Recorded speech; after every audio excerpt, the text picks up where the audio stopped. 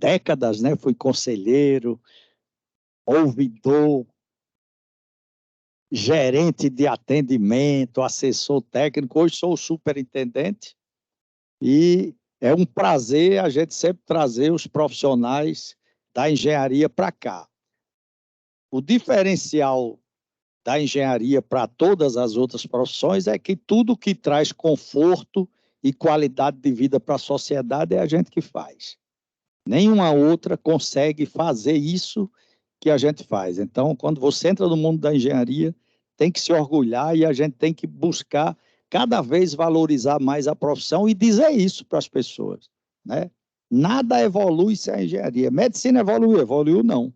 Foi a engenharia que faz com que as coisas sejam cada vez menos invasivas, né?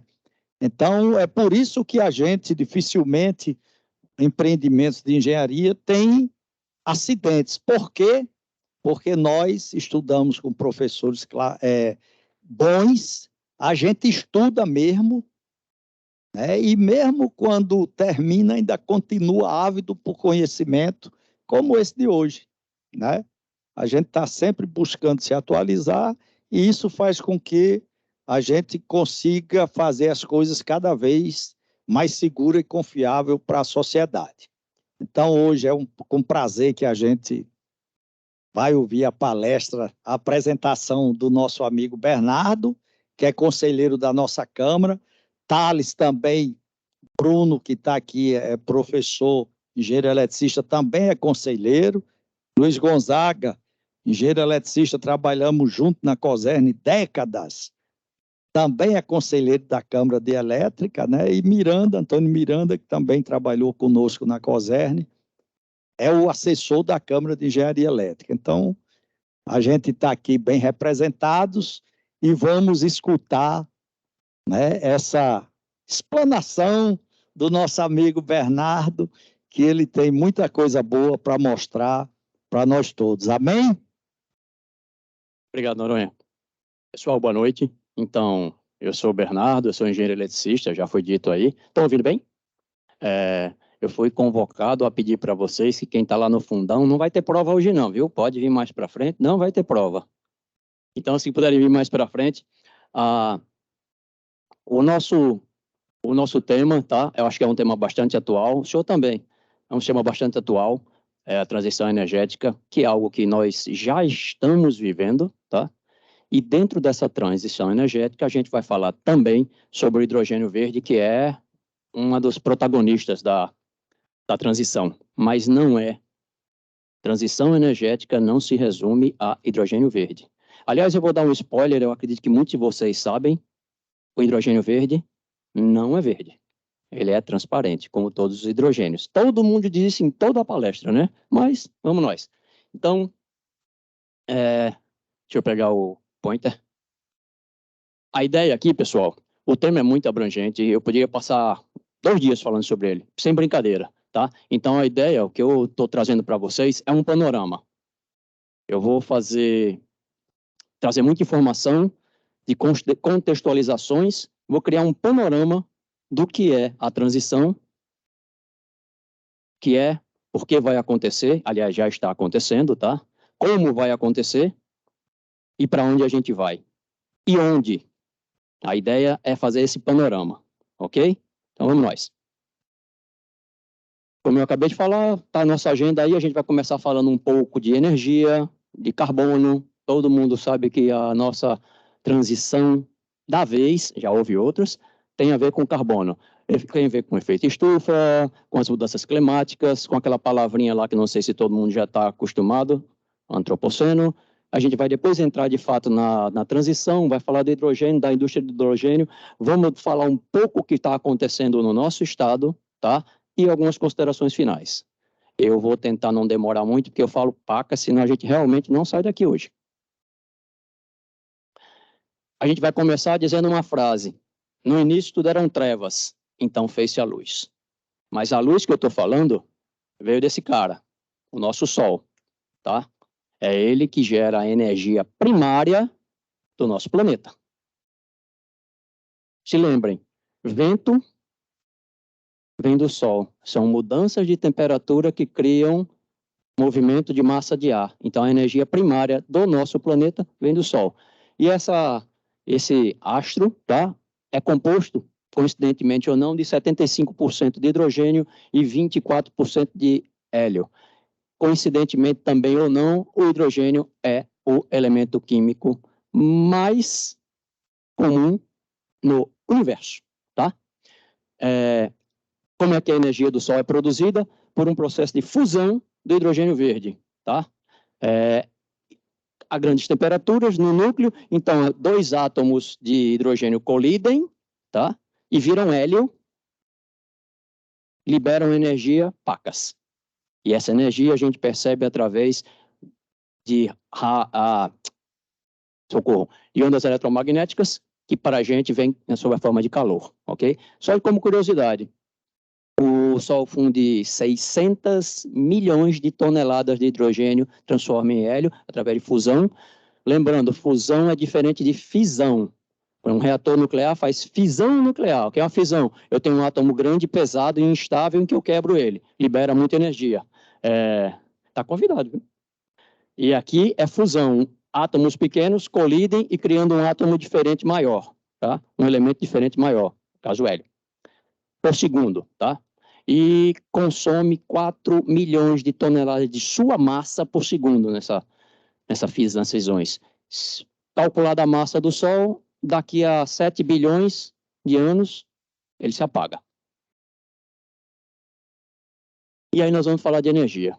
Esse desenho parece da quinta série, né? Mas é para lembrar que nesse momento aí que nossos ancestrais, eles não descobriram o fogo, eles já sabiam o que era fogo, eles já utilizavam fogo, eles não sabiam fazer. E aí, em um determinado momento, os caras, batendo uma pedra na outra, conseguem tirar a faísca e conseguem produzir fogo. Nesse momento, o homem começa a dominar a energia e utilizá-la em seu favor. Esse é um ponto muito importante. E a partir daí a gente começou a progredir. Por quê? Porque nós somos massivamente dependentes de energia. Então a gente já fez algumas transições, tá? Chega.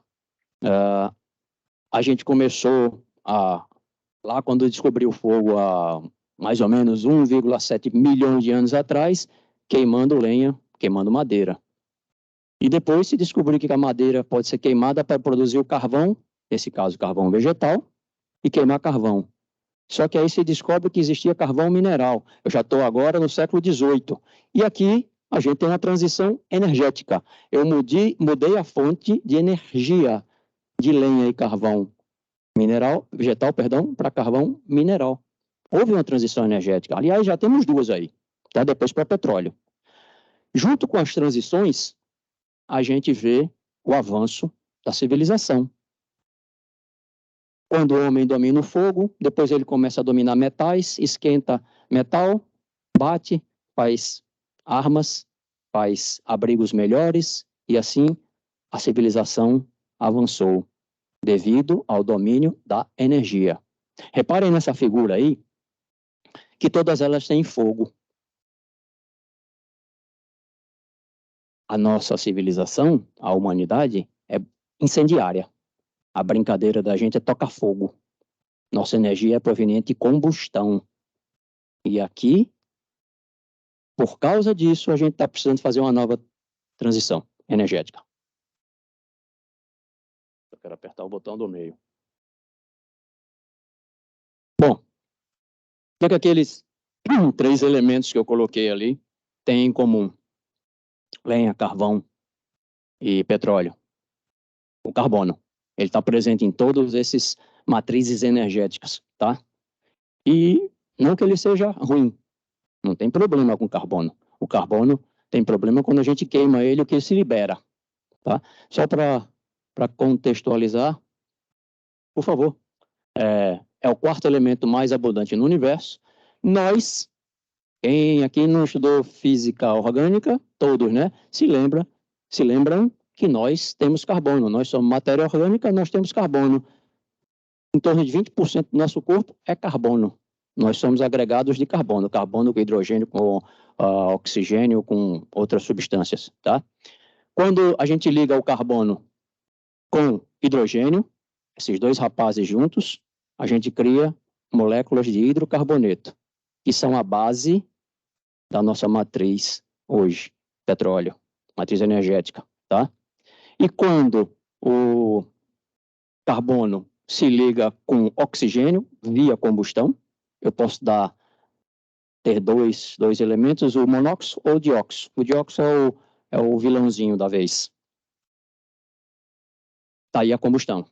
Nós somos uma civilização baseada em combustão, nós somos, em essência, incendiários. A nossa energia provém de combustão, tá? Para ter combustão, eu preciso de 3 elementos, né? Que ali, no caso, eu estou considerando o combustível, oxigênio e uma ignição. E uma reação que se desencadeia tem esta equação, olha aí a química, tem engenheiro químico aí? Um hidrocarboneto, no caso, mas na presença de oxigênio, tá? Esse X e Y, porque os hidrocarbonetos podem ter desde cadeias muito pequenas até cadeias longas. O menor hidrocarboneto que a gente tem é o metano, é CH4, um carbono, 4 hidrogênios. Você tem moléculas de asfalto, de coisas assim, com mais de 70 carbonos. 70 carbonos. E a quantidade de hidrogênio é sempre superior. Por exemplo, gasolina. Gasolina está entre C5H12 até C8H16, se não me engano. Isso é gasolina, tá? Querosene tem mais carbono ainda. Óleos e graxas tem mais carbono ainda. Asfalto tem mais de 70 carbonos na cadeia. Então, dependendo do que eu estou queimando, essa reação química, CH mais oxigênio, vai dar, eu vou juntar o C com o oxigênio, tá? Mais crio água e crio calor. E aqui eu criei o nosso problema. O dióxido de carbono. Bom, lembrando, não é só assim que se cria dióxido de carbono, CO2. Todo mundo aqui gera, a respiração da gente gera CO2.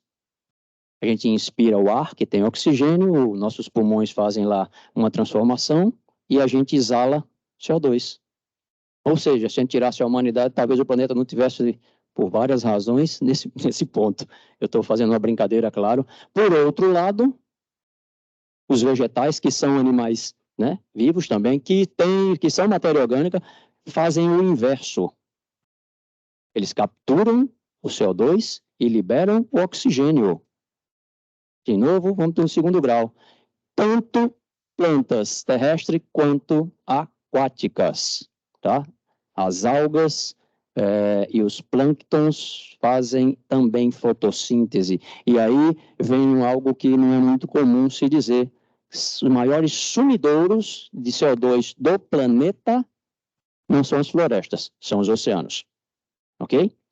Eles têm condições aí de captar e armazenar mais de 10 vezes o carbono que as florestas tropicais fazem. E olha que a Amazônia também não captura pouco, não. De duas formas. Uma biológica, já falei, nos plânctons, nas plantas, tá? Mas tem uma física.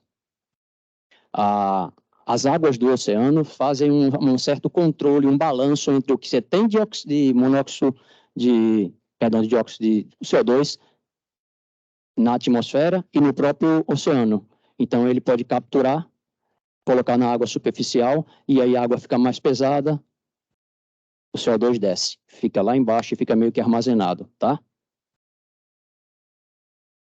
Chegamos ao tal do efeito estufa, que é o que tem hoje como sendo uma das razões para fazermos a transição energética, né? O efeito estufa em si não é mau, é ele que regula a temperatura na Terra. Tá? Sem ele, nós teríamos aí uma temperatura de menos 18 graus. A questão é o excesso desses gases do efeito estufa. Este é o problema. Então, como é que funciona? A ideia é que os raios do Sol entrem na Terra, tá? Aqueçam e alguma parte é refletido. Com o efeito estufa, eu não consigo que esses raios sejam completamente refletidos. Portanto, eles ficam aqui em volta de novo e vão aquecendo o planeta. Quanto mais gases de efeito estufa, mais dificilmente os raios solares voltam. E aí a gente aquece o planeta. Até agora eu fui só contextualizando coisas, né? Mas, enfim. Quais são esses gases? Os gases principais, a gente já viu, CO2, equivale a 60% dos gases, mas tem gases com um efeito muito mais danosos, tá? Sobretudo o metano. Aliás, sobretudo não. É um dos... Lembra que eu falei há pouco? CH4? E de onde é que vem o CH4? Bom, quando a gente explora petróleo, normalmente nos poços tem gás, e esse gás normalmente é metano, o gás natural é majoritariamente metano, tá? E ele tem uma capacidade, vamos dizer assim, um poder 21 vezes maior do que o CO2, ok? O efeito danoso na camada de ozônio, desculpem, no camada de efeito estufa, é de 20 vezes maior.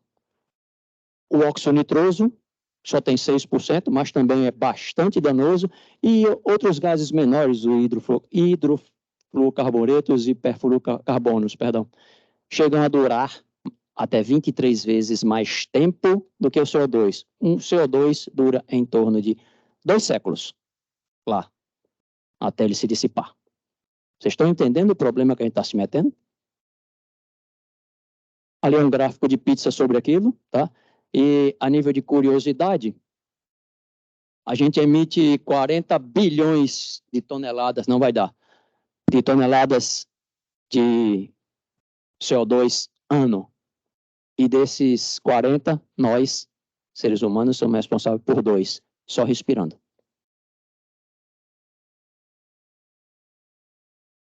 Existe uma unidade que foi criada para se falar em CO2.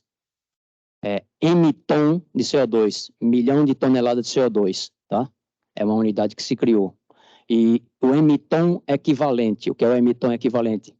Fala, Wellington. O que é M-ton equivalente? É milhão de tonelada de CO2 equivalente. Por que equivalente? A gente viu que tem outros gases, tá? Então eu equiparo em CO2. Por exemplo, o metano não é 20 vezes mais forte do que o CO2, portanto, 50 quilos de metano equivale a 1 tonelada equivalente de CO2, ok? E o Brasil, como é que está nessa história?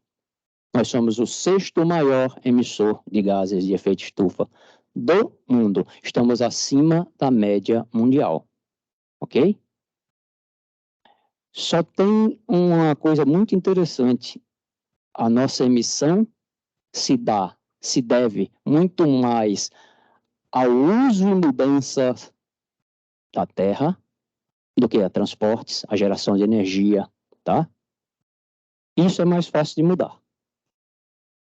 Mesmo assim, nós somos o 6º maior emissor de gases de efeito estufa do mundo. Esse gráfico de pizza aí é bem diferente dos outros países, em função de quem gera. O que é que isso vem causando, que a gente está falando? Mudanças climáticas. Vejam aí no final do gráfico, eu estou falando ali do começo, do final da era pré-industrial, 1800 e alguma coisa, nessa parte azul, a temperatura começou a subir, e não é que nunca tenha subido, vejam, subiu, mas a velocidade com que sobe é bem maior, e o tempo é bem menor, né? Que leva a indicar que a gente tem participação nisso. Quando eu digo a gente, estou falando da humanidade. Bom, a ONU começou a se preocupar com isso já há alguns anos atrás e criou a tais das COPs. COP significa Conferência das Partes, tá? Em inglês, Conference of the Parties. As partes são os membros, tá? Então foi criada as COPs, que são anualmente. Em 92 eu me lembro, eu e o Noronha já éramos vivos, a gente se lembra, da do Rio.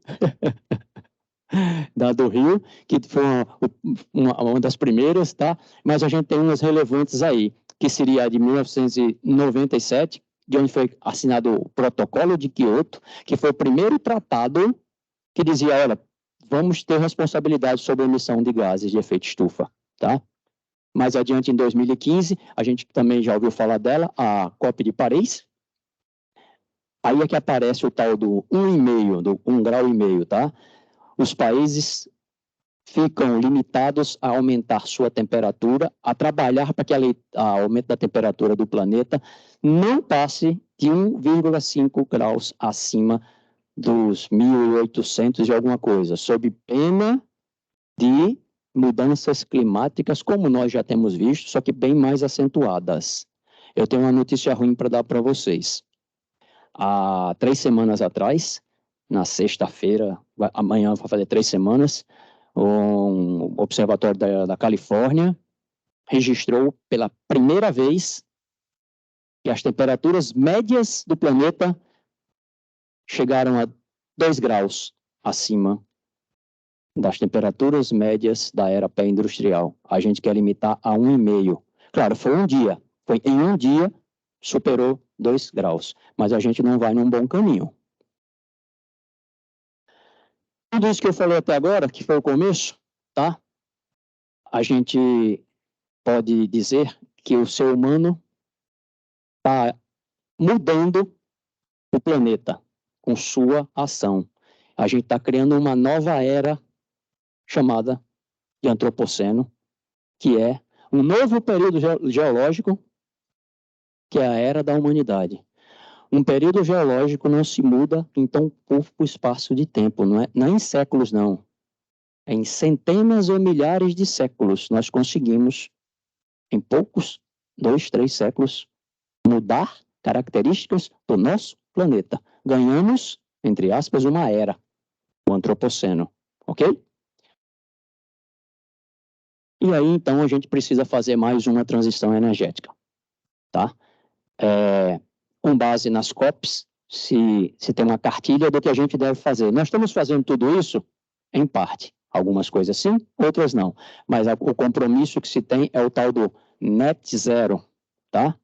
Que é reduzir as emissões líquidas dos gases de efeito estufa para zero até 2050 ou no máximo até 2100, para poder manter a temperatura até o fim do século no máximo a 1,5 graus, ok?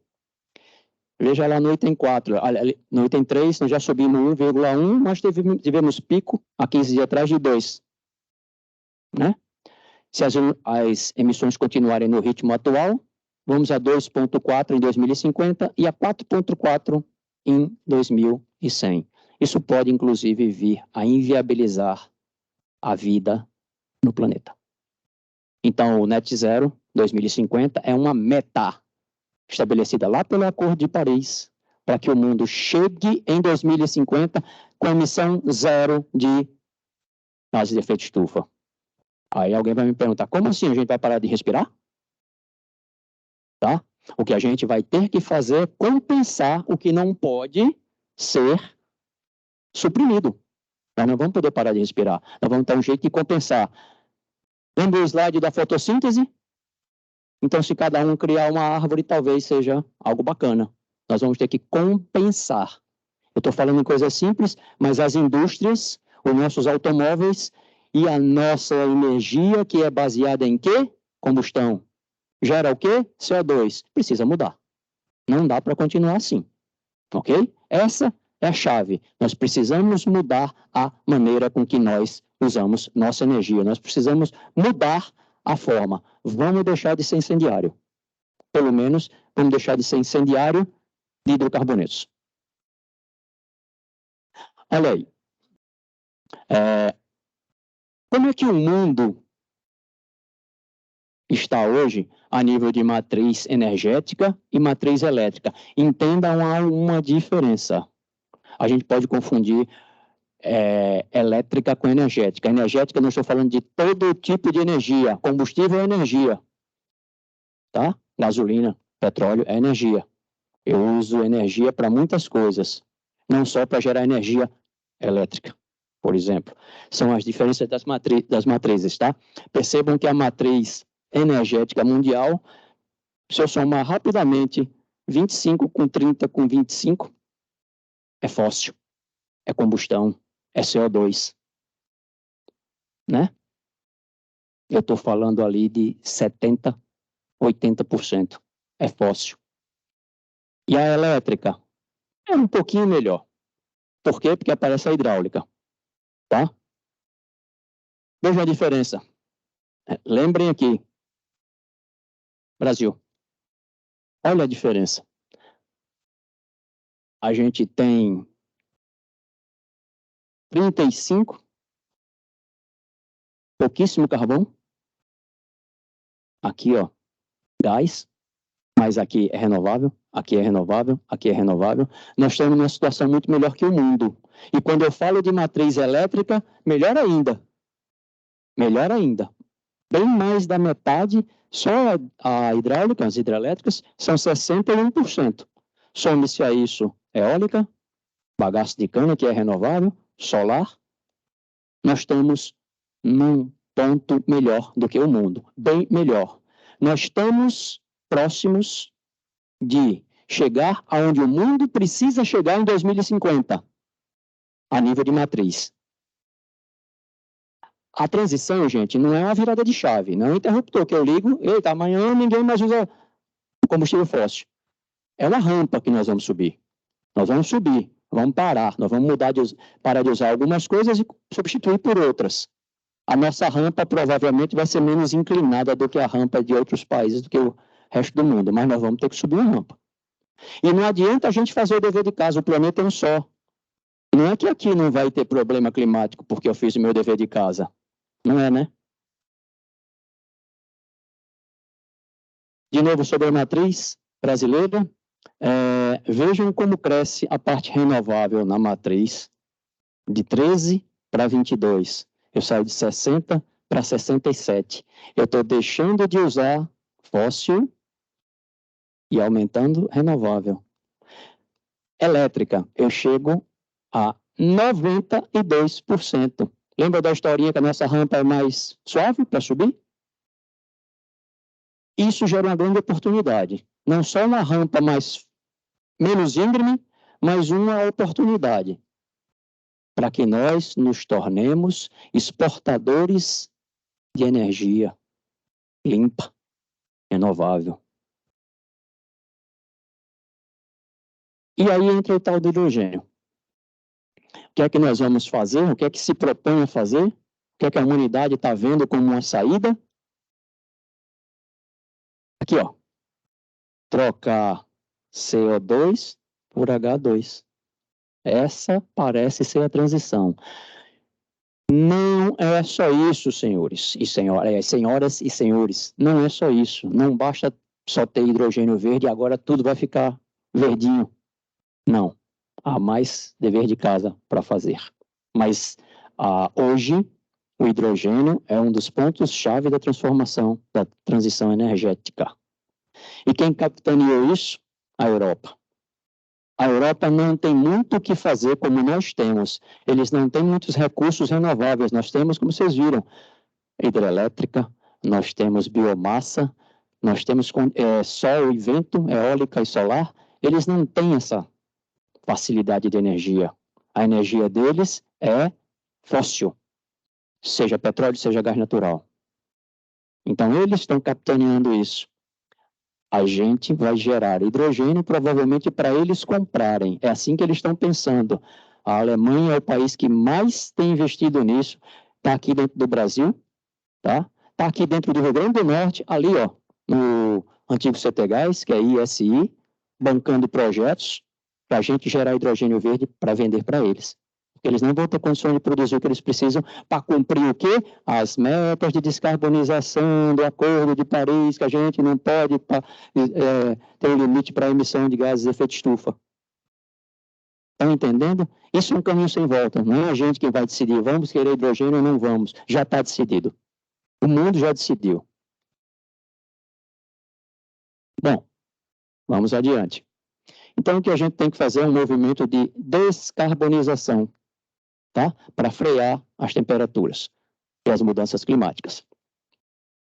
O protagonista disso, ele não é o único ator, é o hidrogênio. Por quê? Bom, eu já falei, é o elemento mais abundante do universo, e que é nisso que eu enxergo ali o que está escrito. Primeiro elemento da tabela periódica, é formado apenas por um próton e um elétron, não tem nêutron, é o elemento mais leve também. O gás H2 são duas moléculas que se juntam, tá? Então é difícil você encontrar o elemento, não existe o elemento H, existe uma molécula de dois átomos juntos formando H2. Tá? É mais leve que o ar, é incolor, inodoro e insípido. Possui alta densidade energética por peso, eu vou explicar isso um pouquinho, que chega a ser 3 vezes maior que a gasolina. Por peso. Então, se eu tiver 1 quilo de hidrogênio, equivale a 3 quilos de gasolina. Só tem um detalhe. 1 quilo de gasolina, eu coloco numa garrafinha de 1 litro. 1 quilo de hidrogênio, eu preciso de pelo menos uns 12 a 20 litros para botar um. Ele é um gás e é muito leve. Tá? E aí? É diferente de um caminhãozinho, um tanque abastecer o posto com gasolina do que com hidrogênio. Entendem? Ele tem uma alta densidade por peso energética, mas por volume é baixíssima.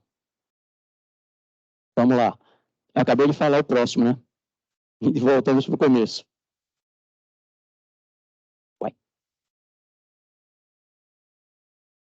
E aí se convencionou essa taxonomia de hidrogênio, de cores. Aliás, isso já está caindo em desuso, tá? Começou uns 5 anos atrás, e só se por isso que vem se falar em hidrogênio verde, ele aparece aqui, ó. Mas essa tabela de cores já está caindo em desuso. Agora se fala em intensidade de carbono do hidrogênio. Mas vamos lá, vamos entender rapidamente o que eu tenho aí. Essas cores têm a ver com o processo em que eu produzo hidrogênio. É difícil encontrar hidrogênio para pegar, tá? Até existem algumas reservas, inclusive esse ano se descobriu na França, numa perfuração, uma reserva, numa cidade no interior da França, uma reserva gigante de hidrogênio, o último lá, o branco, geológico. É uma caverna, como tem caverna de petróleo, né, lá embaixo, com hidrogênio, mas não é comum. Você não encontra hidrogênio pronto, você precisa produzir. Como é que produz? O hidrogênio está ligado com um monte de outros elementos, você quebra. A mais comum é quebrar do carvão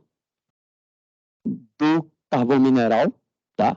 E depois eu vou falar essa parte de CCUS. Do gás natural, esse é o que se mais faz no mundo, reforma a vapor do gás natural. Gás natural é metano, CH4, tá? E tem outros aí, o azul, que é a reforma com CCUS, é captura e armazenamento. Eu vou mostrar um pouquinho adiante, tá? O verde, que de verde não tem nada, aliás, nenhum deles tem cor, tá? Não tem, são todos iguais, é hidrogênio. O verde, que é a bola da vez, o musgo, eu considero que a gente no Brasil tem tudo para ter hidrogênio musgo, porque a gente tem biomassa pra caramba, tá? E ele é renovável, e ele é de baixo carbono. O rosa, que vem da energia nuclear, a Europa está voltando a ter centrais nucleares, mas agora pequenas, para produzir hidrogênio. Os caras estão fazendo centrais nucleares com um reator do tamanho de um container, metade de uma sala dessa, um reator nuclear, tá? Para produzir energia para produzir energia para se utilizar para fazer eletrólise e gerar hidrogênio verde. Lembrando, o hidrogênio verde é eletrólise da água. Eu quebro a molécula da água, H2O, eu quebro essa molécula, eu tenho O e tenho hidrogênio. Para isso, eu preciso de energia elétrica, tá? A brincadeira aqui é energia elétrica para quebrar a molécula de água e gerar hidrogênio, tá? Essa é a bola da vez. Mas há todas essas outras formas de se produzir hidrogênio. As primeiras, a preta, a marrom, a gente produz hoje, vamos esquecer, a cinza também. Daí para baixo, A azul, que é a cinza com captura de carbono, e as outras que eu tenho aí, pirólise de metano, sem gerar CO2. É muito interessante. Pô, por que a gente não faz isso? Duas razões. Aliás, por que a gente hoje não começa a fazer hidrogênio verde à torta e à direito? Aqui, ó. A forma mais barata de fazer hidrogênio é a reforma do metano a vapor. É a mais barata. É só isso. Tá? A razão está aqui, ó. Vamos lá. Como é que você faz hidrogênio cinza? É o que a Petrobras faz aqui, tá? E é o que se faz em todo mundo. Aliás, a Petrobras responde por 95% da produção de hidrogênio no Brasil e utiliza dentro das próprias refinarias para os processos de petróleo. Hidrotratamento e hidrodissulfetização, para tirar enxofre e para melhorar a octana de certos produtos, hidrogênio. Então, ela produz o seu hidrogênio como reforma de metano, hidrogênio cinza, liberando CO2, tá? Quem usa petroquímica, acabamos de falar, vidros precisam de hidrogênio, tá? Alimentação, quem aqui sabe o que é que danado a gente usa hidrogênio na alimentação? Margarina. Margarina é gordura vegetal hidrogenada. Precisa de uma corrente de hidrogênio.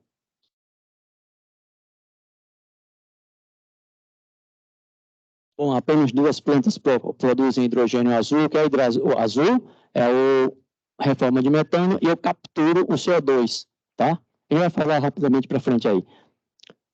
E como é que a gente transporta isso? Ou é utilizado nas próprias refinarias, tá? Ou as plantas que vendem o gás hidrogênio transformam, sobretudo, com transporte rodoviário, com caminhões com cilindros de hidrogênio. Lembra que é ruim de transportar hidrogênio? Ele ocupa um espaço danado, eu preciso fazer compressão.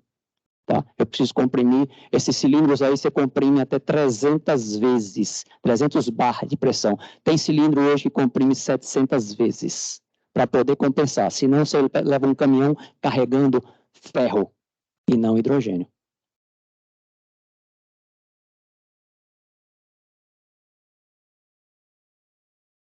Está aí a forma com que se faz hidrogênio no Brasil e no mundo hoje, hidrogênio cinza. Olha lá, eu vou tentar explicar rapidamente, quem tem um monte de transparência, mas o gás natural entra aqui, o famoso CH4, as equações para quem gosta de química. Vocês pensaram que ia escapar, não era? Que não ia ter uma partezinha de química, não era? Pois tem. Está aqui, ó. As equações estão aqui, tá? O gás natural entra. Aqui eu tiro o enxofre, se houver. Se ele estiver limpo, passa, tá? O enxofre envenena o reator, o reformador, envenena esses tubinhos que tem aqui, tá? Ele entope. Então, a gente não deve ter, não é ruim que tenha enxofre no gás natural. Bom, entra aqui a corrente de gás natural junto com a água, ó, tá? Calor aqui embaixo, eu estou queimando gás natural também para gerar calor, a água vira vapor, tá? E esses dois elementos são quebrados em CO e 3 hidrogênios. Eu gerei hidrogênio aqui, ó. Tá? Essa equação precisa de calor, que é o que eu faço aqui. Ela é intensiva em calor, eu preciso esquentar. Aqui dentro entre 800 e 900 graus, tá? Vamos embora. Saiu aqui, ó. O que que sai aqui? Hidrogênio, CO2 e CO. CO, o que que é CO, gente? Existem dois tipos de combustão, completa e incompleta. Se tiver oxigênio suficiente, tudo reage, o carbono todo reage, tá? E gera CO2. Se eu tiver... Quando eu não tenho quantidade de oxigênio suficiente, eu gero CO. E fuligem, eu posso gerar até, inclusive, carbono puro, tá? Que é fuligem. Não é interessante. Neste caso eu gero o produto daqui, majoritariamente, da saída do meu reformador, majoritariamente hidrogênio e CO. Sai um pouco CO2, mas é isso que me interessa. Isso aqui é um gás, É conhecido como gás de síntese e é base para vários produtos da petroquímica. A partir daqui, inclusive, se pode fazer combustíveis sintéticos. Eu posso fazer gasolina a partir disso daqui. A gente vai ver mais adiante, tá? Mas eu pegando gás de síntese, eu posso fazer outros combustíveis. Na Segunda Guerra Mundial, havia um tal de um gasóleo aqui, que era um gás que se gerava a partir de, não era queima, era aquecimento de madeira. Era mais ou menos isso. Se gerava um gás que tinha hidrogênio, e aquele gás ia para o motor do automóvel, porque o petróleo era caro, na Alemanha não tinha, tá? Então se fazia uma espécie de uma reforma de madeira, em vez de ser de gás natural. A madeira era esquentada, liberava gás rico em hidrogênio, rico mais ou menos, suficiente para mover o carro, tá? Se usou muito isso aqui. Eu acho que meu pai chegou a alcançar. Vamos nós. Então saiu, eu tenho um reator, outros módulos, que basicamente são chamados de equipamentos de shift, tá? Que é para melhorar a reação, para produzir mais oxigênio, perdão, mais hidrogênio, tá? E aqui eu libero calor. Então eu tenho 2 reatores de shift, e aqui eu tenho 2 absorventes que retiram o CO2 da brincadeira, tá? De modo que no final,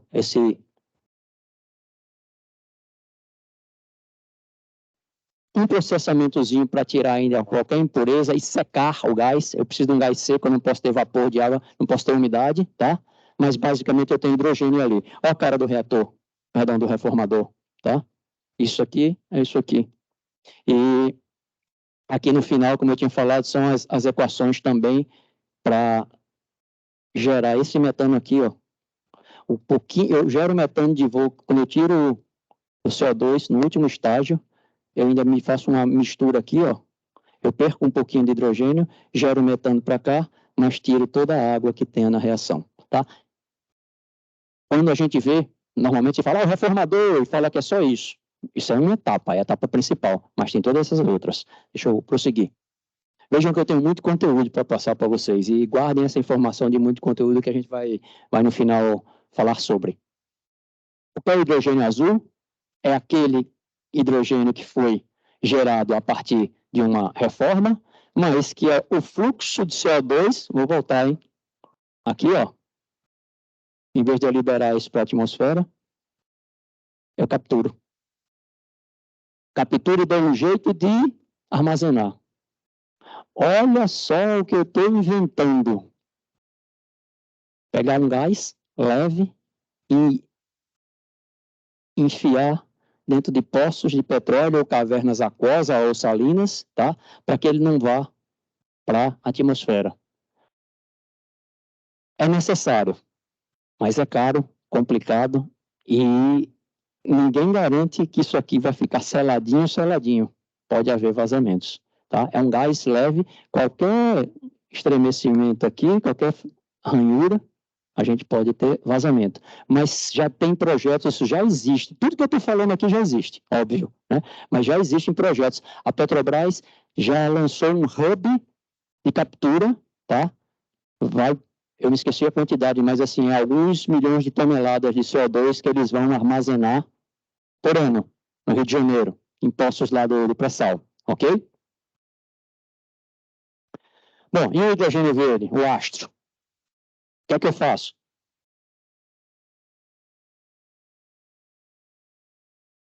Bom, o CO2 é um produto utilizado na indústria, mas em uma quantidade muito menor. A ideia é armazenar para que ele não vá para a atmosfera, é armazenar.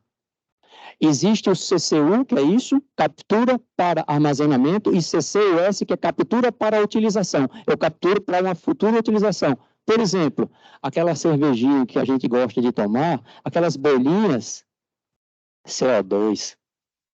Refrigerante também, não é só cerveja não, para aliviar a consciência, tá? Tem CO2 ali. Então, vamos lá. O que é a eletrólise? É quebrar a molécula de água. Como é que eu faço isso? Energia. Uma corrente contínua, circulando por um meio aquoso, que pode ser só de água, que pode ter uma água ionizada. Normalmente, dependendo do eletrolisador, eu tenho potássio também aí, para ajudar os os átomos, os íons, os elétrons se movimentarem, mas eu gero uma corrente, a animaçãozinha lá, eu gero uma corrente, tá?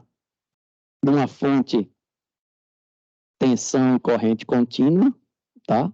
Um anodo e um cátodo, um lado positivo, um lado negativo, né? Os elétrons vão se movimentar e eles arrastam o hidrogênio para longe do oxigênio, tá? A brincadeira é essa. E de um lado eu tenho oxigênio e do lado eu tenho hidrogênio.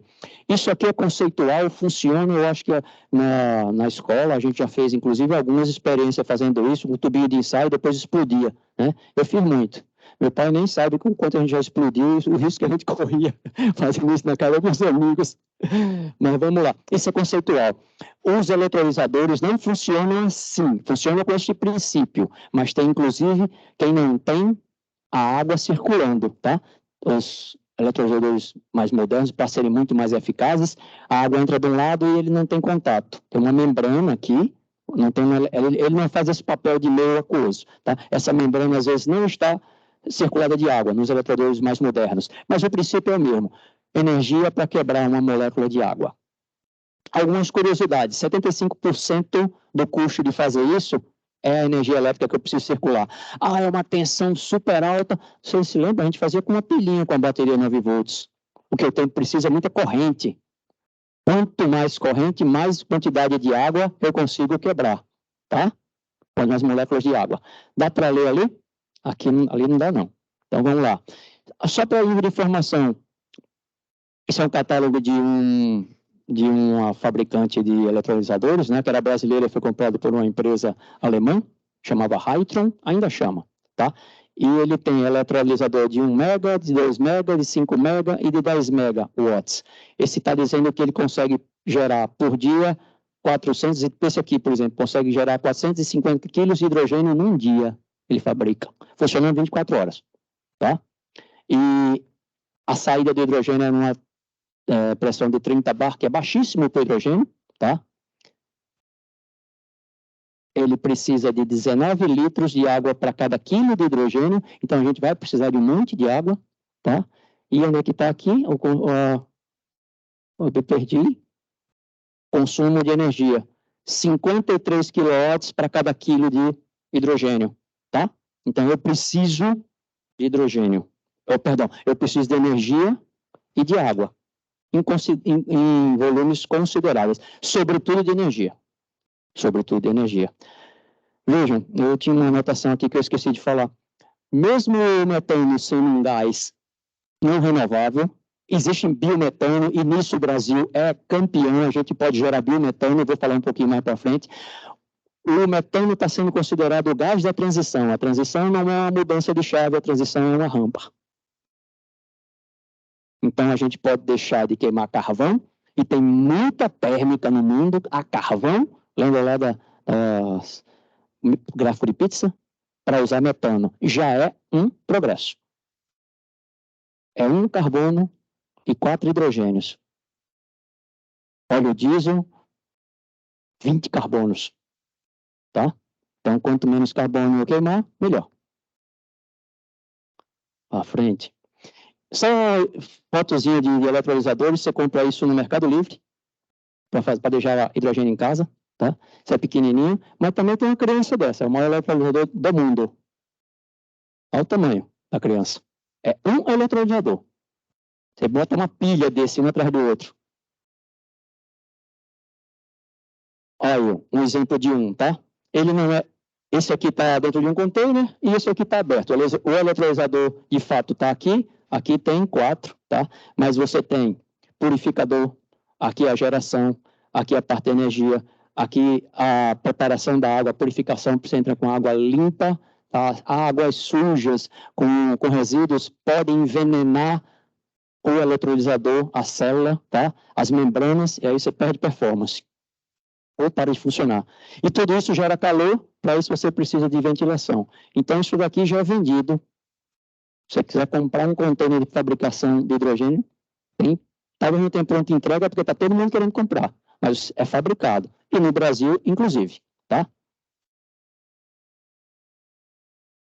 Bom, se lembra que eu falei dos eletrolisadores? Eu estou mostrando aqui os tipos mais comuns. Desses 4, na verdade, a gente tem esse aqui, que é o mais comum, o PEM, né, que é um eletrolisador de membrana polimérica. Esse aqui, perdão, esse aqui é o alcalino, tá? E esse aqui parece vir a ser o futuro. Observem que neste aqui, a membrana e os dois, anodo e catodo, estão um do lado do outro. A água entra aqui, ó, ele não fica circundando e nem desce. A água hoje não está em volta dos eletrodos, tá? São eletrolisadores bem mais modernos. O que é que significa? Para que serve? Para fazer um melhor aproveitamento, uma melhor separação, com menos energia de preferência. Tá? Tem algumas características, uns trabalham a altas temperaturas, outros não, tá? Um trabalha já gerando uma pressão na saída, outros não, e o grau de pureza que você precisa aqui para vender é de 99,99, três noves, depois da vírgula, de pureza de hidrogênio. Isso é norma. Um fabricante nacional que eu citei há pouco, a Hytron, ele disse que entrega 99,50, noves, depois da vírgula, de pureza de hidrogênio no eletrolisador deles, tá? Então, só para mostrar, existem várias tecnologias de eletrolisadores. E a eletrólise não se resume ao eletrolisador. Eu tenho uma estrutura de geração de energia. A energia normalmente que chega aqui é alternada, eu preciso de inversor para transformar em corrente contínua, para aplicar. A eletrólise gera calor, eu preciso refrigerar, o eletrolisador não pode trabalhar acima de uma certa temperatura, senão você estraga o cara e por aí vai. E outra coisa, a produção, tá? Para que compense, tem que ser ininterrupta. A gente vem falando, então a energia que eu vou fornecer para ele é renovável, vem lá da minha plaquinha solar. E de noite, vai desligar o eletrolisador? Não rola. Se você tiver interrupção, você não vai ter uma produção bacana e não vai dar retorno, ok? Então a gente vai precisar de energia renovável, sim, ininterrupta. Vamos lá, o que é que se estima hoje? Hoje nós estamos aqui, o mundo consome, não é do verde, tá? Dos hidrogênios. 90 milhões de toneladas de hidrogênio, e para a nossa querida descarbonização, nós vamos precisar passar para 660 milhões de toneladas de hidrogênio daqui a apenas 27 anos. Tá? Olha o aumento de hidrogênio que eu vou precisar. Bom, para produzir 660 milhões de toneladas, pela eletrólise, são necessários de 3 a 4 terawatts de capacidade em eletrolisador. Vocês lembram que eu mostrei um eletrolisador ali, tinha de 1, de 2, de 3, se não me engano, na era de 10 mega. Eu vou precisar de 4 terá de eletrolisador espalhado no mundo. Tá? E a energia? De 4,5 a 6,5 terawatts de energia. Terawatts de energia. Qual é a capacidade instalada no Brasil hoje? Nossa carga? 198 GB. Acho que bateu 200 um dia desse aí, não foi? Olha a brincadeira. A carga total do Brasil é 200. A gente vai precisar aí, mas é no mundo, bem entendido, senhores. Tá? E o Brasil tem capacidade de gerar, segundo os mapas e atlas eólicos, solares, etc. e tal, o Brasil tem capacidade de gerar 1,3 tera de energia renovável, teoricamente. Ou seja, de novo a história que eu falei lá atrás, nós já fizemos uma parte da subida da rampa, nós temos muita biomassa, nós temos muito sol, nós temos muita energia renovável, nós temos capacidade de gerar 1,3 entre 4,5 e 6 que o mundo vai precisar. Vocês estão entendendo onde é que a gente está? O cavalo está começando a passar selado na frente da gente. E para animar, isso é um estudo de uma empresa americana conceituadíssima chamada Bloomberg, que mostra que em 2050, o país que tende a ter o menor custo nivelado de produção de hidrogênio verde no mundo somos nós. $0,5. Hoje, você produz hidrogênio verde a algo como $5. 5. Mas não se enganem que esses outros aí sabem disso, os países, e não estão assim, poxa, vamos deixar o Brasil, tá? Tá todo mundo se mexendo.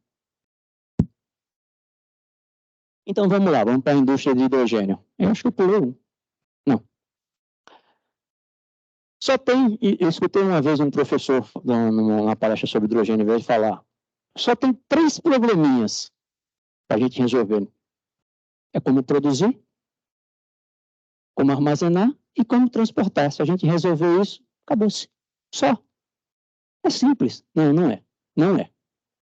Então, eu tentei montar aí um cenário para esse quebra-cabeça. Como é que a gente pode produzir? A forma mais comum é essa daqui, energia renovável, eletrólise, e eu tenho hidrogênio verde. Mas eu posso produzir gás natural, a gente falou, né? Reforma a vapor do metano, armazeno CO2, eu tenho hidrogênio azul, tá? Eu posso produzir, aqui o Brasil é campeão, eu posso produzir a partir de biomassa, tá? Eu posso queimar biomassa e fazer reforma, eu posso gerar, perdão, de biomassa eu posso gerar gás, biogás, é um gás semelhante ao metano, um biometano, fazer reforma. Poxa, Bernardo, mas vai liberar carbono, vai fazer CO2, como assim? Entendam, esse CO2 que eu estou gerando aqui numa queima de biomassa é o que a gente chama de CO2 biogênico. Esse CO2, em algum momento, foi retirado da atmosfera pelaquela plantinha que fez fotossíntese para ela crescer. Eu vou devolver quando eu queimar. É um ciclo fechado. Para a cana, por exemplo, o exemplo ali é cana. Para a cana crescer, ela absorve CO2, libera oxigênio. Esse CO2 saiu da atmosfera. Quando eu queimar a cana, eu estou voltando. Então, é zero aqui, tá? É por isso que se chama um CO2 biogênico. É um ciclo fechado. Pode até ser negativo. Como? Vamos pensar um bocadinho? E se eu fizer uma reforma de bioma, do gás biogás, e fizer captura? Peguei um CO2 biogênico, criei biometano, fiz reforma, liberou CO2, eu fiz, vem cá, enfio dentro da terra. Eu só tirei aqui e não devolvi. Entenderam? Então, com biomassa, eu posso ter carbono negativo. E é isso que o mundo vai almejar. Carbono negativo. Eu passo a ser crédito de carbono. A gente vai falar um pouquinho mais para frente. Bom, então as fontes que tem aí, eu não coloquei... Tá ali, mentira que não coloquei, tá? Nuclear aqui, né? Em algum lugar, se não coloquei, foi falha minha, tá? Mas acho que aqui tá. Dessas fontes eu gero... É assim que eu vou produzir. Depois vem essa bronca aí, que é armazenar. Essa é uma bronca grande. Para guardar, para depois fazer a utilização, ou para guardar, para transportar. As formas mais comuns são essas. Rolar, compressão, até 400 bar. Eu consigo, na melhor hipótese, colocar 27 kg de hidrogênio por metro cúbico, tá? Na liquefação, só tem um probleminha de fazer liquefação. Eu preciso transformar o hidrogênio, que é gasoso, em líquido. Eu só preciso baixar a temperatura para menos 253 graus. Imagina a quantidade de energia que eu preciso para fazer isso. Imagina o tamanho do ar-condicionado. Né? Vou gastar uma fábula.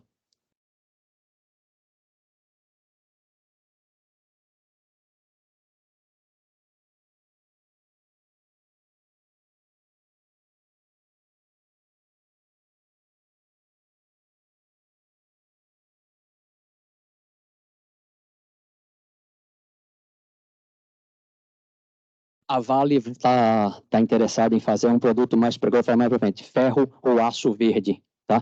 A indústria da siderurgia eles têm algumas minas, algumas minas de minério de ferro, e eles estão fazendo uma experiência, fazendo o quê?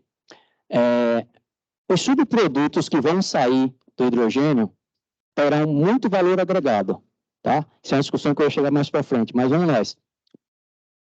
Por que vender só hidrogênio? Por que fabricar hidrogênio e entregar hidrogênio para quem quer? Por que a gente não agrega? Por que eu não faço ferro verde? A indústria siderúrgica é de uso intensivo de carbono para fazer o minério, para beneficiar o minério e preparar o aço. Eu uso carvão. Eu posso trocar o carvão por hidrogênio, tá? No tratamento do minério. Aí eu passo a ter o ferro ou o aço verde. É isso que eles querem fazer. E aí você vai vender para a Europa, que para fazer o carro da Europa, falar, meu aço é verde. Tá? Eu estou lhe entregando aço verde. É um valor agregado. Essa talvez seja a mágica. Outro produto que já está ali é porque esse negócio aqui ficou atrapalhando minha transparência. Transparência é horrível, né? Meu slide. Dá para ver aí o amônia verde, fertilizante verde. Amônia é o quê? Nitrogênio e hidrogênio. É a base dos fertilizantes da agricultura do mundo. E se eu botar o hidrogênio verde ali, eu crio a amônia verde. Tá? E aí você vai dizer, a minha soja é verde. Tá entendendo? Bom, foi boa a pergunta, foi legal. Eu falei umas coisas que eu falava na frente, show de bola. Tá? Então a ideia é que a gente possa utilizar o hidrogênio não só para exportar hidrogênio, mas agregar valor em outros produtos que passam a ser verdes e vender esses produtos. Bom, então a brincadeira do armazenamento, a gente já viu que não é fácil, esses dois de cima são os mais utilizados, mas há alguns estudos, mas já a experiência se utiliza também. O hidrogênio é um átomo muito pequeno, tá? Eu posso fazer com que ele se interligue em outras substâncias ou em outros átomos. Imagine uma esponja que você encharca de água. Isso é absorção. Eu vou colocar o hidrogênio nos buraquinhos das moléculas dos outros elementos. Precisa de energia, tanto para isso como para isso. Mas, quando a gente começou a utilizar a energia eólica, os aerogeradores eram pequenininhos, geravam pouca energia, e essa tecnologia foi avançando. É o que vai acontecer aqui. Tá? A gente já tem muita pesquisa e desenvolvimento, já tem muito piloto no Brasil, inclusive, aqui dentro desse estado, inclusive. E a gente nem sabe, às vezes. Essas são as formas mais comuns de armazenamento. Você pode armazenar também como CO2 em cavernas de sal, mas isso é para você deixar um armazenamento de mais longo tempo. Tá? Mas se você quer transportar, em seguida, o mais comum para distâncias curtas é caminhão com compressão. Tá? Para distâncias longas, mas aí fica difícil transportar daqui para a Europa num gasoduto atravessando o Oceano Atlântico, mas seria o mais bacana. Então, nesse caso, eu vou para o navio. E o que é que eu faço? Refrigero um pouquinho. Gente, eu vi um relatório, a perda para fazer isso, seja com liquefação, seja com amônia, ou seja, transformar, eu posso também vender hidrogênio lá do outro lado. Eu crio amônia, chega do outro lado, eu quebro a amônia e entrego hidrogênio verde. Para fazer isso, você perde em torno de 50% em custo do valor do seu produto. Tá? O navio que vai carregado de hidrogênio, inclusive já houve uma viagem, acho que foi esse ano já, da Austrália para o Japão, num navio desse, com hidrogênio liquefeito. Tá? Mas o hidrogênio era azul. Mas, enfim, é exatamente isso. Ele tem um processo aqui de recirculação, vai evaporar, aí ele consegue capturar, a unidade de liquefação consegue capturar o que é evaporado, repressuriza, joga de novo, mas se perde 1% ao dia, não tem jeito, você perde 1% da sua carga ao dia. Se você demorar 10 dias, você perdeu 10%. Mesmo reaproveitando. Olha aí o que eu estava falando. Isso aqui é uma comparação, eu não vou me deter mais tanto tempo não, porque eu só tenho meia hora. De quais são as vantagens do tipo de transporte, tá? Em volumes e em distâncias. Quanto mais cresce a distância, mais favorável é gasoduto ou navio, né? Em distâncias pequenas e volumes pequenos, eu acabo fazendo hidrogênio pressurizado, tá? Aqui, ó, botou amônia. Aqui, infelizmente, a gente não tem isso para fazer para a Europa. Lembrando, o que a gente precisa mesmo para fazer hidrogênio verde? Eletrólise. Precisa de quê? Energia elétrica renovável, que hoje a gente consegue majoritariamente com eólica e solar. Pensa aí no mapa mundi. Brasil, Europa, 6.000 quilômetros. Norte da África, Marrocos. Tem sol? Tem. Muito. Tem vento? Tem. Não igual aqui, mas tem. Distância para a Europa, 13 quilômetros. A boca do Mediterrâneo, entre o Estreito de Gibraltar e o norte do Marrocos, tem 13 quilômetros. 13. E nós vamos competir com isso para atravessar um oceano. Já tem gasoduto que atravessa pelo fundo do Mediterrâneo, tá? Para gás. Notícia. Mais uma. Hidrogênio é um bicho complicado. Ah, se já tem a tubulação, vamos sacudir hidrogênio lá dentro. Não com as tubulações que a gente tem para gás, ou para petróleo, ou para derivados, dificilmente você consegue colocar hidrogênio puro. Você pode até fazer um blend de uma mistura de gás natural com hidrogênio na proporção máxima que se utiliza hoje, 20%. Já tem lugares na Europa. Lembra, a Europa é muito fria no inverno. Eles usam gás para aquecimento, tá? Nas casas. Então, eles já misturam hoje. E o gás é gás natural. Tem a história lá da Rússia, da guerra, etc. e tal, né? As tubulações, o hidrogênio é tão pequeno, ele se mete em tudo que é buraquinho. O aço das tubulações de gasodutos não é feita para hidrogênio. Ele consegue se enfiar no meio de uma molécula de aço, cria microtrincas e depois racha. E aí vazamento. Até 20% no máximo você consegue fazer um blended. Mas nas tubulações atuais, não se transporta hidrogênio puro na tubulação existente. Ela vai rachar. Tá vendo como o hidrogênio tem uns certos desafios? Vamos nós. Aqui é um resumão da indústria do hidrogênio. É o que a gente chama de Power to X. Power é de energia elétrica. To para X, qualquer coisa. A ideia é que o hidrogênio seja, a partir de energia elétrica, eu gero hidrogênio para qualquer coisa. Para qualquer coisa. Ah, Bernardo, como assim? Vamos lá. O que está em verde é a parte elétrica. O que está em roxo é a parte química do troço. Então, eu tenho aqui fontes hidrelétrica, solar, eólica, eu gero energia elétrica. Eu posso vir energia elétrica aqui e utilizar para mobilidade, para transportes. Eu posso utilizar o hidrogênio, eu posso queimar hidrogênio em um carro. Porra, mas lá vem a gente com o diabo da combustão de novo. Queima de hidrogênio não gera gás carbônico, gera água. Inclusive, eu vi um dia desse um vídeo de um carro que tem aqui no Brasil, um carro chama-se Mirai, é um carro da Toyota. Eu vi esse carro no Rio de Janeiro, num congresso que eu fui, tá? É um sedã como outro qualquer, mas se abastece com hidrogênio no tanque dele. Ele faz a reconversão. Pelo contrário da eletrólise, ele transforma o hidrogênio em eletricidade, tá? E aí a eletricidade move o motor do carro, é um carro elétrico. Mas em vez de ser bateria, hidrogênio. E uma célula combustível, ao inverso do eletrodiador. Ok? Bom, então a viabilidade pode ser queimando mesmo hidrogênio no motor a combustão normal, tá?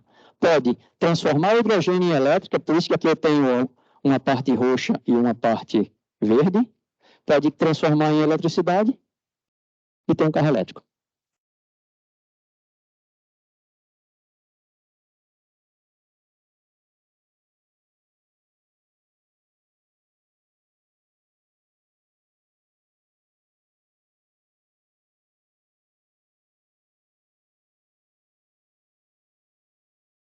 Combustível da combustão, do motor a combustão, que a gente utilizou, combustível fóssil. Né? Se eu colocar hidrogênio para queimar, Não tem problema. Isso pode dar, inclusive, uma sobrevida aos motores a combustão. Há um tratado na Europa, a Alemanha chegou a proibir, dizendo que a partir de 2025, era 2030, não se fabricaria mais carro a combustão na Alemanha. Parece que isso foi revisto por mais 5 anos. Não se teria mais motor a combustão sendo fabricado em carros na Alemanha. Tá? Mas olha aqui o que eu posso fazer. Ó. A brincadeira do Power to X. Tem hidrogênio. Eu venho para cá, com a indústria petroquímica, eu gero combustível sintético. É um combustível sintético, eu não peguei carbono de lugar nenhum.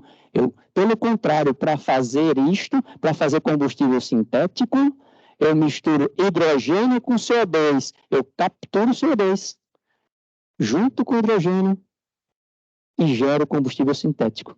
É um combustível neutro em carbono. O que ele vai queimar na combustão foi capturado. Ok? A Fórmula 1, a partir de 2026, os motores da Fórmula 1 a combustão, me permitam, eu adoro Fórmula 1, graças a Deus que não é elétrico, já é híbrido, vai ter aquele barulho legal. A partir de 2026, os motores da Fórmula 1 utilizarão combustível 100% sintético. Existe um projeto no sul do Chile, em parceria com a Porsche, que fabrica combustível sintético, tá? Como nós. Então, o que eu estou mostrando é que a gente pode, a partir do hidrogênio, fazer muitas coisas. Ué, cadê o negocinho aqui? Combustível sintético e eu volto para cá, tá? Porque tem coisas que não vai dar para fazer nem com elétrico e nem com hidrogênio puro. Um avião elétrico com baterias é complicado. É complicado. Tá? Agora, o que está se fazendo hoje? Aqui no ISI, no Instituto Senai de Inovação, o nosso querido CTGAS, tem pesquisa já. Estamos gerando SAF. O que é SAF? Eu acho que aqui não está escrito. É um e-fuel, tá? É combustível sintético de aviação. Drop-in. O que é drop-in? Bota dentro do motor e roda como se fosse igual. E olha que a aviação tem padrões rígidos. Não dá para parar o avião lá em cima e parar no acostamento porque o motor parou, né? Então, se tem sim hoje já aviões, inclusive, voando com SAF. Até em testes a 100% de SAF. Tá? Mas 5%, 10% já voa. Eu fiz um combustível sintético a partir de hidrogênio. Pode até ser a partir de biomassa, que gerei meu hidrogênio, tá? E pode ser, inclusive, a partir de gordura vegetal que tem hidrogênio dentro. Óleo velho queimado, óleo de vegetal, óleo de soja, óleo de outras coisas. Eu vou gerar combustível sintético, tá?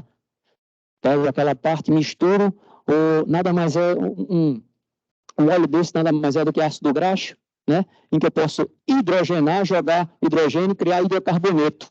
De novo, eu misturei, aquilo que eu desfiz na reforma, eu vou refazer. Eu vou misturar hidrogênio com carbono, faço o hidrocarboneto sintético, tá? Tem várias formas de fazer. E o hidrogênio está sempre no meio. Por isso que a gente pode fazer várias coisas. Na agricultura, eu posso fazer a amônia verde e ter fertilizantes verdes, não é isso? E vários outros produtos. Na Europa, como a gente estava falando, para a parte de aquecimento, tá? As indústrias de cimento, de aço, são indústrias até de bebidas e de comidas, a nossa margarina, são intensivas em uso de carbono. Tá? A indústria de aço e a indústria de cimento usam muito carbono, muito carvão, tá? Elas são o que se chama, eu não gosto muito de estar falando, embora a gente acabe falando termo em inglês, mas eles são empresas que se dizem, são atividades que são consideradas hard to abate, difícil de abater, difícil de tirar o carbono, tá? E essas talvez a gente não vai conseguir na rampinha, tirar no começo da rampa, só lá em cima. A gente vai ter que conviver com elas. Por isso eu vou ter que tirar carbono de outras coisas para que elas continuem funcionando. Lembrem, nós temos plantas e mais plantas de fábrica de cimento, fábrica de combustível, refinaria. Não dá para desligar isso.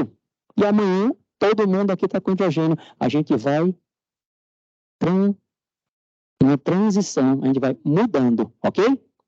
Então essa historinha aqui é o suprassumo, o Power to X. É hidrogênio vindo de energia. Me perdi com esse negocinho. Ai, aqui. vindo de energia, eu crio hidrogênio e eu posso utilizar de várias formas. Aqui é a parte elétrica, eu posso utilizar o hidrogênio diretamente da parte elétrica, eu posso misturar ele com a parte química e fazer um monte de outros produtos. Ok? Eu disse que era muita informação. Vamos lá. Onde é que a indústria de hidrogênio está no mundo? Aí, ó. Olha nós. Tá? Estamos engatinhando, mas estamos, né? Você tem hoje, em maio de 23, já havia 1.046 projetos de hidrogênio no mundo, tá? Produzindo em torno de 112 gigawatts de hidrogênio, ok? E aí está dividido como é para a área industrial, para a mobilidade, enfim, para a infraestrutura, ok? Vamos lá. Tá, mas eu fabrico meu hidrogênio e quero vender. A Europa quer comprar. A Alemanha já fez agora, uns 15 dias atrás, ou está para fazer, um primeiro leilão de energia, de venda, compra de hidrogênio verde, sobre a forma de hidrogênio ou sobre a forma de amônia, para entrega em 2025 e 2026, só para países que estão fora da Europa. Compra garantida, firme, tá? Então, a Europa, sobretudo a Alemanha, já quer comprar, já está comprando hidrogênio verde. Não é amanhã, é hoje. Bom, mas ela vai comprar e eu falo assim, ó, no fundo de quintal ali, me juntou eu, Jackson Miranda, e meu amigo Thales, a gente comprou um eletrolisador de íons e vamos vender. Não é assim. A gente precisa certificar o nosso produto, tá? Existem regras para dizer, olha, o teu hidrogênio é renovável ou é verde. São processos de certificações europeus, internacionais, e no Brasil, a Câmara de Comércio de Energia Elétrica já dá essa certificação. Ele vai no teu local de produção, verifica de onde vem sua energia. Qual é o básico? Que a energia seja renovável, do eletrolisador. Então, se você usa energia da SIM, o que é SIM? Ao Sistema Interligado Nacional, fala, opa, não.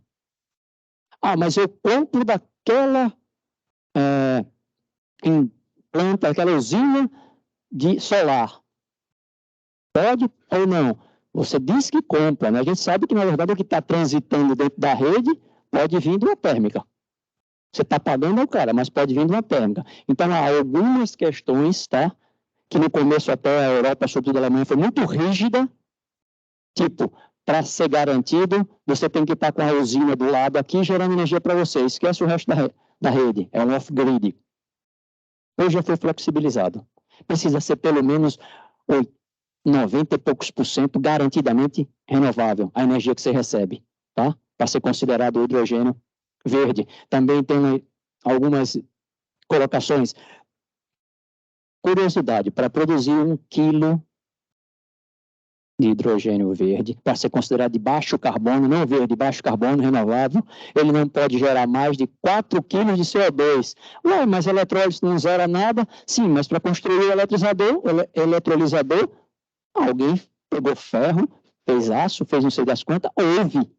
Então, no ciclo de vida completo, você precisou de carbono, você utilizou, você gerou CO2 para gerar aquele hidrogênio, para construir o eletrolisador, tá? Então, isso se chama do berço ao túmulo. Nesse caminho todo, você tem que ter, no máximo, uma quantidade de emissão de CO2, não só na sua produção. Isso é certificação, ok? Então, hoje o Brasil já certifica quem produz aqui com padrões internacionais para poder exportar. Vamos lá. Crédito de carbono. Isso aqui é o novo Bitcoin, digamos assim. Veja, os países estão comprometidos em não gerar mais do que tanto de carbono, de CO2 por ano. Pô, mas eu não tenho o que fazer. Eu já tomei conta aqui, já diminuí aquilo, etc. e tal.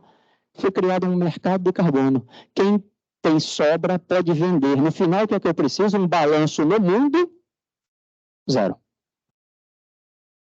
Então, se no Brasil a gente tem uma floresta gigante, eu tenho uma floresta uma área que eu estou reflorestando e não mexo lá, eu tenho crédito de carbono. Minha floresta vai absorver CO2. eu posso vender isto. Olha, aqui nós temos um mercado de carbono.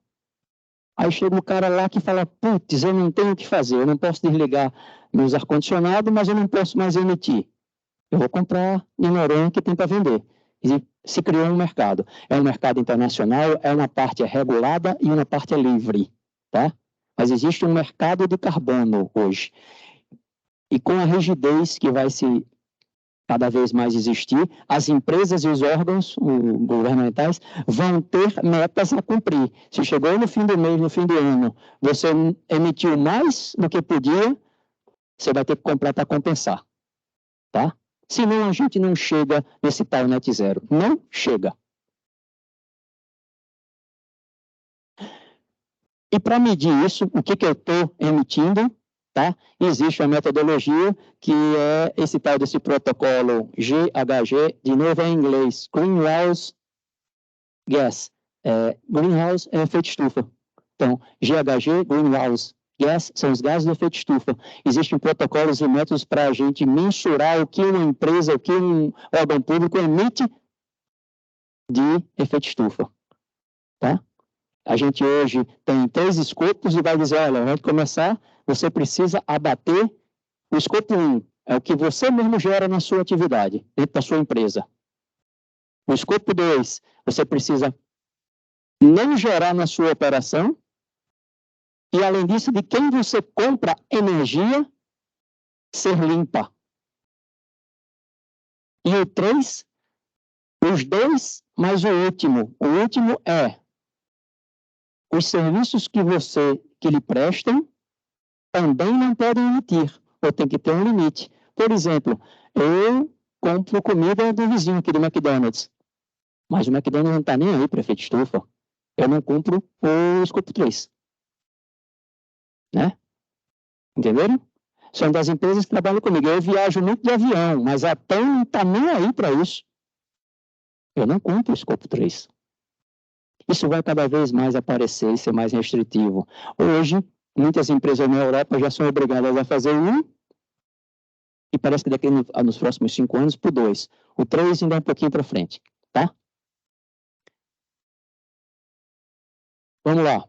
Mas está mais perto do que longe. A gente tem um potencial no Brasil. Perdão, me perdi. A gente vai precisar no mundo, gerar essa quantidade de hidrogênio por ano. Verde, tá? Dessas fontes aqui. A gente se lembra que eu tinha falado lá atrás, 90, né? Então, esse é o potencial do Brasil, tá? Que a gente pode gerar. E um potencial técnico de 1,8. Bate com aquilo que eu falei anteriormente, né? 1,3, uma coisa assim, isso é uma outra fonte, tá? Com essas fontes, eu poderia gerar até isso aqui por ano. Lembra que eram 660 milhões de toneladas, né? Ano que a gente vai precisar. A gente pode gerar isso, tá? Com essas fontes. Vamos para o Rio Grande do Norte. Está acontecendo no nosso quintal.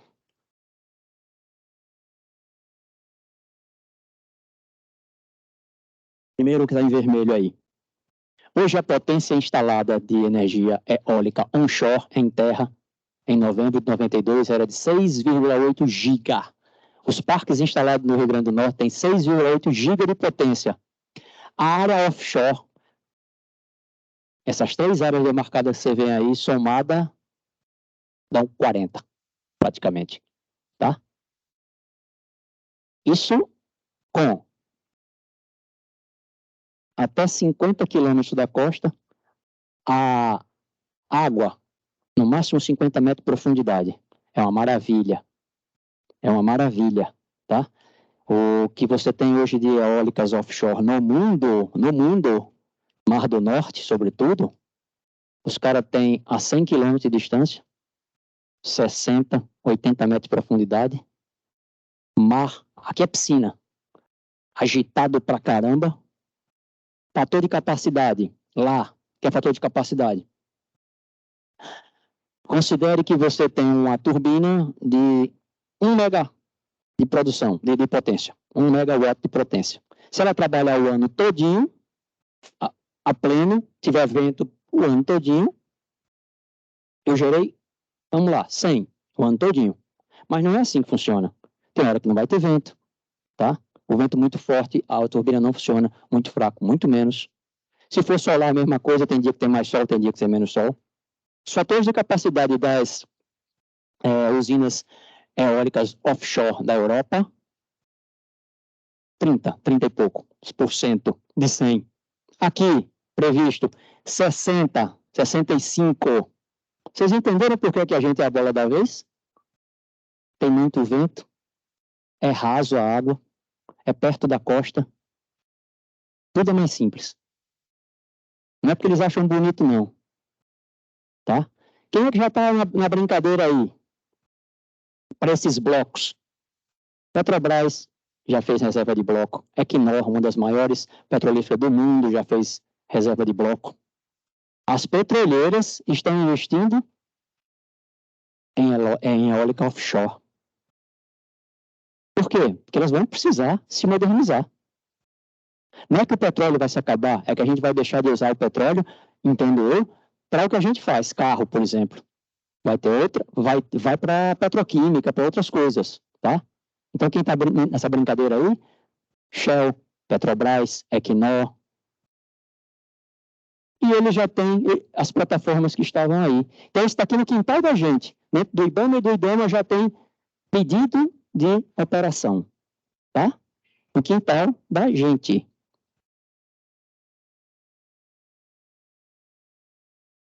Como é que funciona uma eólica offshore? Essa animaçãozinha para a gente ver. Então, eu tenho aqui, ó, dependendo da profundidade, eu posso ter uma... Toda vez eu perco isso. Eu posso ter uma turbina flutuando, mas ancorada, uma jaqueta que está, de fato, presa no fundo ou flutuante. Cabos, estão gerando energia, né? Aqui. Cabos mesmo. Aqui eu tenho uma subestação dentro d'água e uma linha que chega em terra. Esse é outro problema, tá? Eu não queria entrar muito não, mas não adianta você ter um monte de geração se você não tem como transmitir.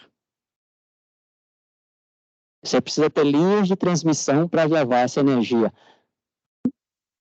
da boca, da praia, para onde você vai produzir o hidrogênio verde.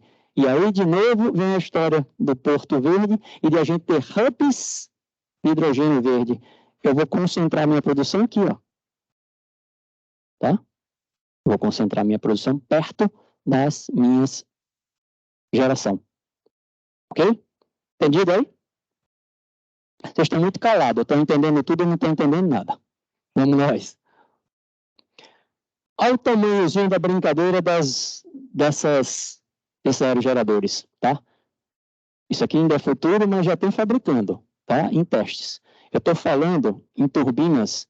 Essa de 15 aqui, perdão, de 10 mega, já existe, rodando. Olha o tamanho do diâmetro da pá. 150 metros. A torre tem mais, tá? E a gente vai ter isso aqui, com certeza, nos próximos 5 anos aí dentro d'água. Um aerogerador que tem 250 metros. Essa pá tem mais de 120 metros. E tudo isso vai culminar em como é que eu vou levar esse diabo de uma pá dessa para um caminhão, como a gente já vê nas estradas aqui. Como danado é que eu vou levar esse troço para lá? Como? Bora. Assim, ó. Assim, ó. O Rio Grande do Norte tem um projeto que já está em licenciamento e que será uma parceria público-privada, tá? Para construir um porto indústria verde, lá em Caiçara, no norte. Numa área de 13.300 hectares. É um grande porto. Ah, que legal. Não se engane, Pecém tem também um porto muito bacana.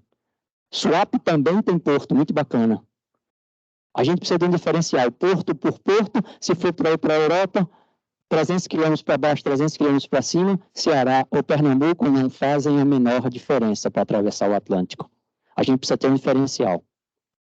Porque existem 2 portos já construídos, já em operação. Diga-se, o Porto de Pecém é uma parceria pública-privada com o Porto de Roterdão, que é o porto comercial de maior volume da Europa, e que foi nomeado como a porta de entrada do hidrogênio verde na Europa. Chega muita tubulação lá. É do mesmo grupo. O dono do Roterdão é dono de Pecém. Tá? Então a gente tem que fazer um pouco diferente. Qual é basicamente a ideia desse porto? Não só, mas é que ele seja um porto de apoio à montagem das eólicas offshore. É aqui que os fabricantes vão se instalar para depois saírem nos navios que montam aquela estrutura que a gente viu no slide anterior.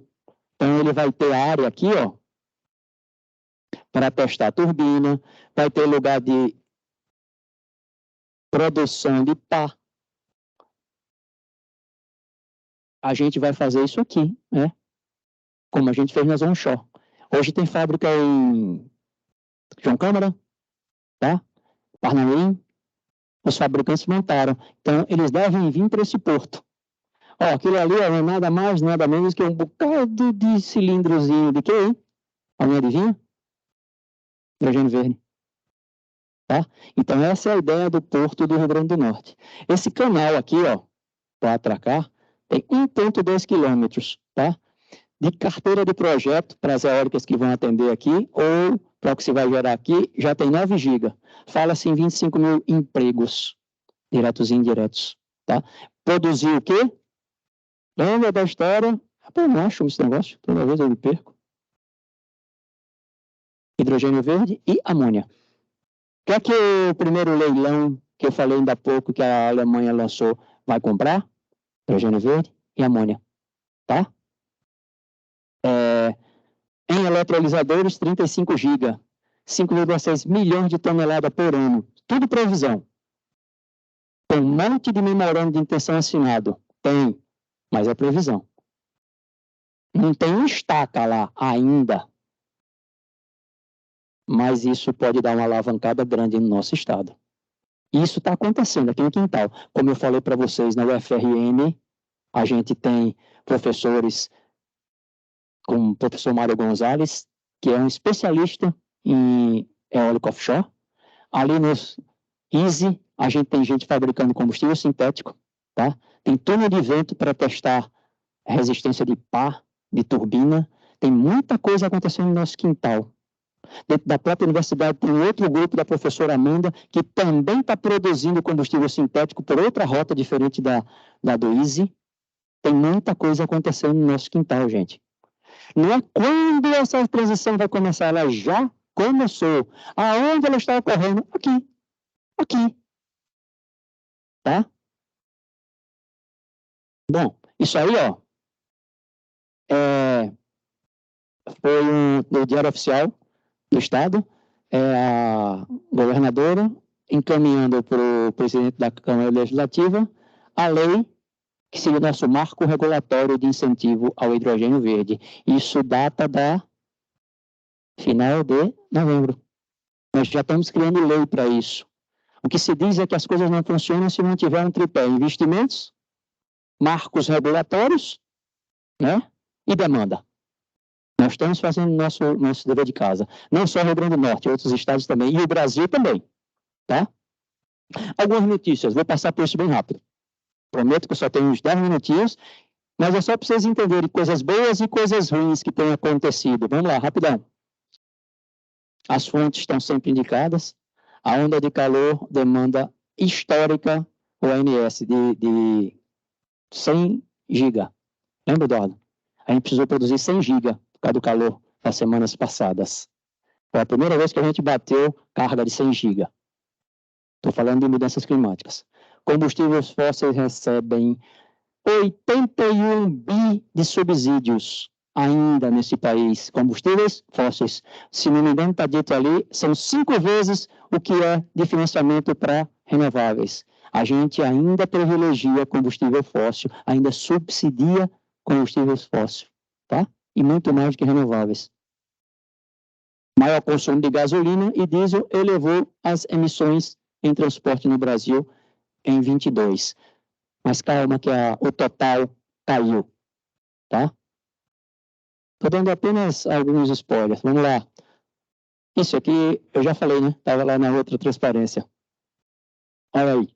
COP28, é uma por ano, foi desse ano. O mundo está próximo do ponto sem retorno? Parece que sim, mas tem volta, tá?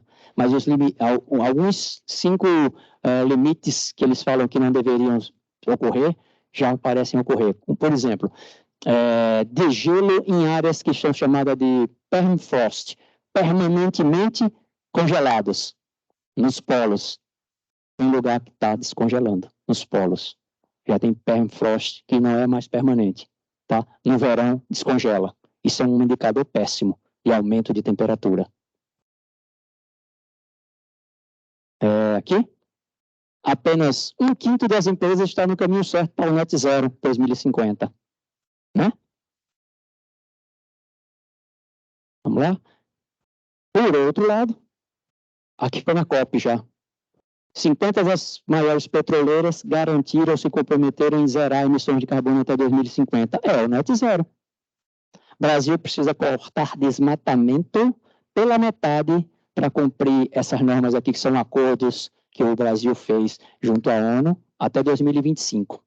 Porém, olha que legal, a curto prazo, a solução que está na nossa mão é atacar o desmatamento. Eu não estou falando em gerar hidrogênio e coisa nenhuma, eu estou falando em parar de desmatar. É tão complicado, pelos cálculos desse organismo aqui, se o país zerar o desmatamento até 2030, é possível chegar no final da década, ou seja, em 39, com emissões líquidas de 0,7 gigatoneladas de CO2 ao azinho do equivalente, bem abaixo da meta de 0 e 1,2 que a gente se comprometeu. Vocês estão vendo que a transição não tem que ser só hidrogênio? Está aqui, ó, desmatamento. Quer ver outra coisa? Manejo de terra, a gente falou. Você sabe quem é que gera metano? E arroto de gado. Como é que se resolve isso? Muda a pastagem e a ração. Gera muito, viu? De ruminantes. Muda. A Embrapa tem estudos sobre isso, eu acho que eu vou mostrar aí, tá? Tem muita coisa, eu digo para você, há muita coisa para se fazer. Não é só hidrogênio verde. A Câmara que eu estou falando é federal. Aprova e inclui hidrogênio de baixa emissão na matriz energética brasileira. O texto foi aprovado e diz que o que é hidrogênio de baixo carbono, até 4 quilos para cada quilo de hidrogênio, 4 quilos de CO2, tá? E isso permite que outras fontes, biomassa, etc. e tal, pirólise, entrem como hidrogênio de baixo carbono, não apenas eletrólise, não apenas água e energia. É ótimo. O marco de captura de carbono, a gente já falou, também foi aprovado. Isso tudo foi esse mês passado. A Câmara aprova o marco de eólica offshore. Porém, dentro dessa PL, tem um que se chama de jabuti. Os caras meteram dentro de um projeto que, olha só, térmicas a carvão são as piores possíveis. Com contratos que tem até 28, terão que ser renovados até 2050, serão até 2050, com inflexibilidade de 70%. Significa que eles vão funcionar até 70%, pelo menos até 70%, está gerando térmica a carvão. Isso é um contrassenso. Bom, eu não vou adiante, não.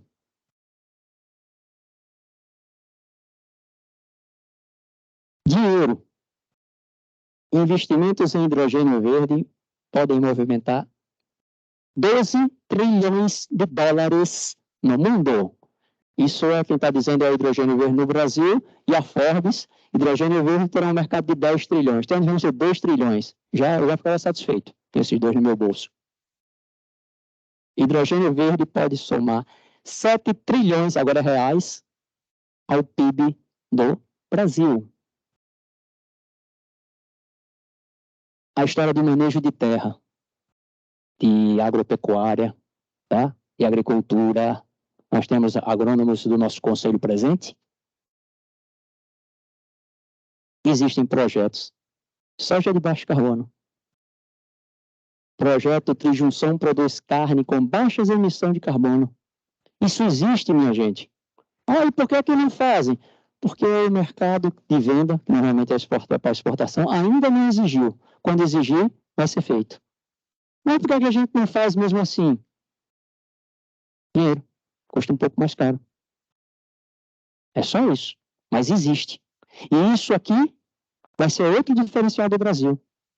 A gente possivelmente vai ser exportador de carbono, de carne verde, de soja verde, de amônia verde, de hidrogênio verde, de aço verde, tá? É o que se parece. Agora, a gente tem que saber aproveitar as oportunidades. O tal do cavalo solado. E desperdício? O que é que a gente tem feito nós no dia a dia? Ar-condicionado ligado direto, luz acesa direto. Essa pesquisazinha aí da ONU disse que a gente tem desperdício por falta, no caso aqui, falta de eficientização. É um ar-condicionado que tem temporizador, que você não use sempre, no caso, eu estou dizendo exemplos, os 22 graus, porque às vezes, vocês já viram aqui, curiosidade, eu estou com 5 minutos. Menino em colégio, como é hoje, que os meninos vão para o colégio, de moletom, porque a sala tem um ar-condicionado firme e frio moletom. Tem cabimento isso, gente? Isso não está desperdício, né? Vamos eficientizar. Então, aqui eu estou mostrando que há desperdícios na ordem aí de 10% a 11%, tá? Em energia, nós estamos desperdiçando 10% de energia. E essa energia vem de onde? Carvão, gás. Eu podia estar gerando esses 10% um monte de energia de hidrogênio verde, né? Nós estamos desperdiçando. Por quê? Porque tem motor velho, porque eu falei, o ar-condicionado está sempre no máximo, porque não tem sensor de presença para apagar luzes. Não tem segredo não aqui. Existe tecnologia para tudo isso. Inclusive projetos. A nossa COSERN, por exemplo, faz projetos para troca de equipamentos eletrodomésticos antigos, que consomem mais energia, para coisas mais eficientes, não é isso? Tá? Olha aí. O prédio do Sebrae, ali em frente ao Arena das Dunas, tá? Tem geração solar, reaproveitamento de água, é outro, para mim, um escândalo, o que a gente faz de desperdício de água. Eles têm reaproveitamento em estações de tratamento da água servida e da água pluvial, retrata e joga na caixa. Isso deve ser obrigatório, na minha entender, nos prédios maiores. Retratamento de água. Reutilização. Eu acho que tem um slide aí sobre água. Desperdício. Olha aí.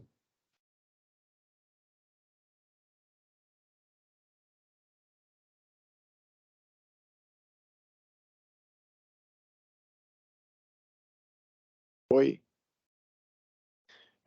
Que a gente do Porto trabalha na CODERN, tudo bom? Teve lá na questão da eleição junto com, tudo bem? Com Roberto Wagner, né? Parabéns aí pela eleição, pela vitória, né? E a gente lá do Porto está acompanhando de perto essa questão do Porto Indústria, né? São duas revoluções que a gente vai ter no Rio Grande do Norte, se Deus quiser, que é o segundo porto, a outra margem, a margem direita, né? Que é voltada aos transportes de cargas tradicionais, que vai ser a ampliação do nosso porto hoje do Rio Grande do Norte, né? E o outro é a questão do Porto Indústria, Porto Verde, né? E só para motivo de curiosidade aí, Bernardo, esse processo já vem mais ou menos há 4 anos, e no mês passado, salvo engano, foi aprovado, acho que, na minha opinião, um dos destraves mais pesado que tinha sobre isso, que é o EVTEA, que é o Estudo de Viabilidade Técnica, Econômica e Ambiental, né? Eu acho que foi um grande passo, que eu acho que merece ser comentado aqui, e depois desse passo, aí sim vem a parte dos investimentos. foi também colocado a situação do Porto Indústria no programa PAC, né? E aí foi outro avanço também. Então, a coisa está deixando de ser um sonho, né, para se concretizar. Então, assim, achei importante comentar isso, porque parece que ainda está meio solto assim nas informações. E a imprensa está explorando esses progressos. Aí eu alerto aí o pessoal que está interessado em trabalhar na área, né? Que eu acho que a gente que é da área técnica vai ser muito importante, vai fomentar muito os empregos, tanto dos nossos engenheiros técnicos aqui do Olha Rio aí, Grande do Norte. senhores engenheiros. Sim. Nossos engenheiros do Rio Grande do Norte. Senhoras engenheiras. E depois é que vem os senhores. Tanto os daqui do Rio Grande do Norte e os que estão do Rio Grande do Norte estão fora, né, que foram buscar empregos fora, para eles retornar na nossa terra, né? Eu acho que a gente vai passar a fazer um processo de inversão, né? Trazer gente de volta, mão de obra técnica. Era só esse comentário mesmo. Claro, obrigado. Eu acho que isso aqui não é um monólogo meu, não, viu? É participativo. Então vamos lá. Desperdício. Ó, gente, falou de desperdício de comida e de fome no mundo, para mim me dói no coração. Saber que tem gente que morre de fome e a gente desperdiçando 17% de todos os alimentos do mundo, para mim é parada. Então vejam aí, se quiserem, vamos ler rápido, vou olhar rapidamente. Desperdício de energia elétrica, 43 terawatts por ano, hora por ano de energia. Dá para alimentar 20 milhões de residências. Existem 20 milhões de residências que não têm luz elétrica neste país. E nós desperdiçamos. Tá? É como se tivesse a terceira maior usina hidrelétrica do Brasil, talvez seja Paulo Afonso, eu não sei qual é, trabalhando só para ser desperdiçado. Vocês conseguem entender isso? Água. O consumo médio de água no Brasil é de 154 litros, 155 litros por habitante ao dia. Segundo a ONU, baixava 110, e eu já acho que é muito. Quantas vezes a gente não já viu? Vamos lavar a calçada. É vassoura. Agora vejam, isso é cultural. Certas coisas aqui são culturais.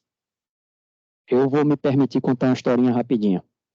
Um outro dia, eu fui jantar com minha esposa e com a minha filha. Ela estava aqui, minha filha não mora com a gente, mas estava aqui passando dias, foi num restaurante que ela gosta. Cheguei lá, pedi uma água mineral com CO2, ou seja, uma água mineral com gás, e veio numa garrafa de vidro bem diferente. E a gente conversando, minha filha fez, você já leu o que tem escrito aí? Ela já tinha ido nesse restaurante um dia antes com uma amiga. Eu virei a garrafa e vi que tinha um rótulo. A garrafa era do restaurante, ele uma garrafa de vidro e não de plástico. E tinha o seguinte dizer: mas é só mais uma garrafa, é apenas uma garrafinha de plástico. Disse um dos 7,8 bilhões de pessoas no mundo. Era só mais um plastiquinho. Todo dia são 7,8 bilhões de copinhos plásticos por dia. A gente toma um gole de café, joga fora e abre outro. Veja, isso é cultural. A gente pode contribuir. Vocês já viram as praias como estão? Aparece foto de ilhas paradisíacas, não sei aonde, no Oceano Pacífico Sul. Quando chega lá, entupido de plástico. A Baía de Guanabara é assim. Isso aqui é uma praga. A gente vai morrer, isso aqui vai continuar. E não depende de cada um de nós tomar uma atitude. Desperdício é cultural. É almoçar e deixar metade do prato. Isso é cultural, minha gente. Mas não é o objeto da palestra. Só é algo que realmente me incomoda. Considerações finais. Olha aí, está acabando. Mas não pense que chegou na última, não. Ainda tem uma... Vamos lá. Então, a transição energética, vamos precisar fazer uma transição energética, mais uma, não é é uma, para a economia de baixo carbono, sob pena da nossa continuação da vida neste planeta. E diga-se, talvez o planeta estivesse melhor sem a raça humana. Será a transição mais importante da humanidade. Vou trazer pose para a foto. É uma transição, é algo gradativo. Eu falei isso várias vezes, mas precisa ser rápida. Não dá para esperar. Tá? E a transição é muito mais do que trocar combustíveis fósseis por hidrogênio. A gente falou isso durante a palestra toda. Utilização de energias renováveis e de bioenergias, que podem ser, inclusive, negativas em carbono. Lembra o exemplo? Eu pego uma biomassa que já recuperou o carbono, que já capturou o carbono, depois eu transformo em um combustível, e na hora que eu vou transformar, eu capturo ali na reforma e armazeno o carbono, é negativo. Ou, ao mesmo tempo que eu faço isso, eu refloresto uma área, é negativo. Tá? Consumo consciente, acabamos de falar, reciclar, reutilizar e não utilizar. Agricultura e pecuária mais sustentáveis, a gente pincelou reflorestamento de áreas degradadas. Faltou um ali, está errado. O Brasil tem muita área degradada, muita área que foi desmatada e degradada, que se a gente reflorestar isso, eu não me lembro os números, mas eu li um estudo, a gente já teria aí uma redução de carbono gigante, só com a área que está lá imprestável, que foi pasto de algum lugar, que foi para tirar madeira e está lá imprestável. Se a gente reflorestar isso, a gente já tem um ganho gigante, tá? De captura de CO2 pelas plantas. Preservação de oceanos e manguezais, a gente falou disso, que um dos grandes sumidouros de CO2 não são só as florestas, que é o que se propaga, os oceanos também. O que está acontecendo com os oceanos, inclusive? A história do oceano ficar regulando e capturando mais CO2 para regular, você está tornando a água do oceano mais ácida e mais quente. Se ela fica mais ácida, o tal dos plânctons morre, e do crio, que são alimentações de uma vida marinha, a gente está condenando vidas marinhas a morrerem, e se as plânctons morrem, eles não capturam mais, nem fazem mais a fotossíntese, círculo vicioso. Para completar, a nossa transição precisa ter 4 Ds. Se fala novamente em 3, eu já vi alguém falando de 4, gostei e trouxe. Descarbonização. Falamos demais. Descentralização. Eu vou produzir energia possivelmente perto do local de consumo, com o meu hidrogênio verde, com o tal do Power to X. Eu vou descentralizar a geração de energia. A gente já faz um pouco isso até com renováveis, né? Não tem mais só aquela central hidrelétrica, tem outras. Digitalização. Tudo vai ser digital. Quer dizer, é a ideia que tudo seja a internet das coisas, a automação, é poder gerenciar toda uma rede, tá? De geração, distribuição, da parte elétrica, tá? E de coisas. Olha, eu tenho ali naquele ar-condicionado, uma pecinha que diz que ele esfriou demais. Eu aviso para o cara no celular dele e desligo. Internet das coisas. É a digitalização que está aí.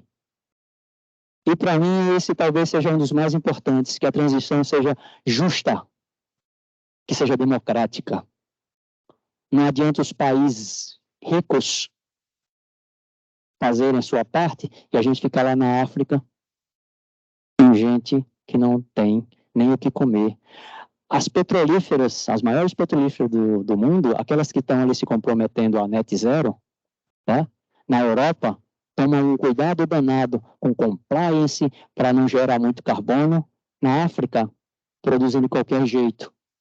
Estão gerando carbono para caramba. Não importa onde o carbono está sendo gerado, está sendo gerado. Certo? Bom, parece que está chegando ao fim, diz a lenda. Eu vou voltar.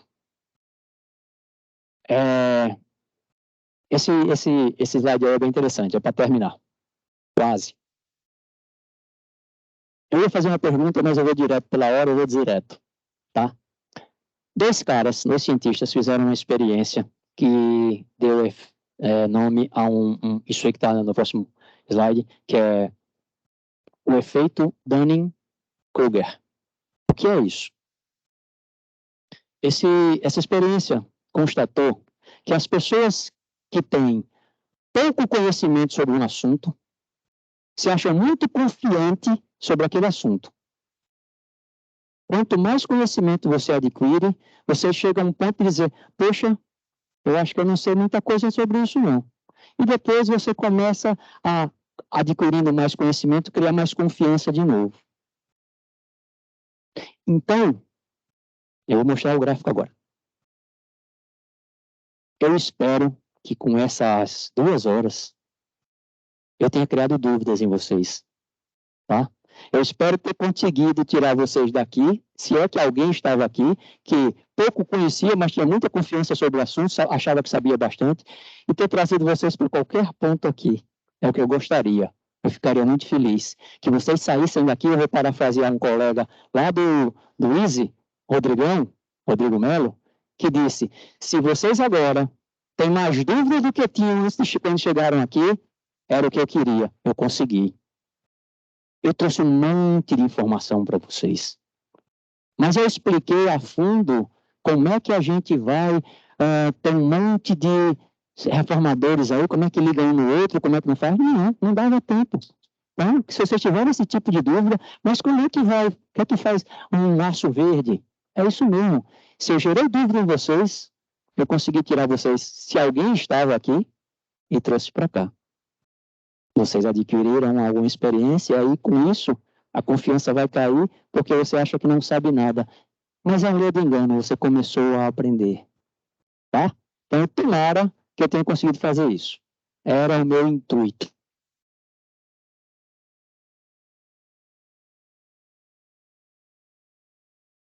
A frase de efeito do fim. A energia mais limpa é a que não é usada. Tá? É quase a frase da engenharia. Bom, se alguém quiser fazer perguntas...